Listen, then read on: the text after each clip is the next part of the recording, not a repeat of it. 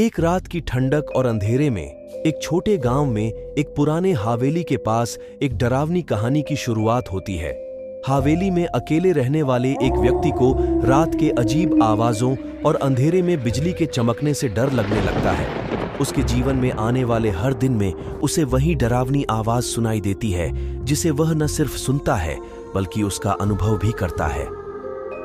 रोज रात को हवेली के भटकते आत्माओं के संग उसका सामना होता है। उसने यह सोचा कि हवेली में कुछ अजीब है और एक दिन वह इसे जांचने के लिए निकल पड़ता है।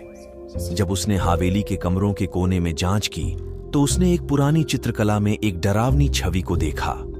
उसकी दृष्टि उस छवि से हटती ही नहीं है और उसका दिल डर से धड़कने लगता है। वह छवि के आसपास के क्षेत्र में जाता है और वहां उसे अनजाने और अजीब चीजें मिलती हैं। धीरे धीरे उसका डर बढ़ता है और उसे लगता है कि कोई उसके पीछे है। वह भागता है पर उसे महसूस होता है कि कुछ उसके पास है जो उसे धकेलने की कोशिश कर रहा है। आखिरकार वह उस छवि के सामने पहुंचता है और वहां उसे अपनी ही छवि नजर आती है।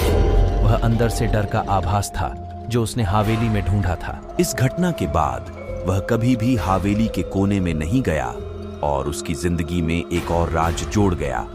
एक राज जिसे वह किसी से नहीं कह सकता था क्योंकि कोई उसे विश्वास नहीं करता। कहानी के अंत में वह यह जानता है कि हवेली में कुछ अजीब है और कभी-कभी डर का सामना करना बेहद आवश्यक हो सकता है।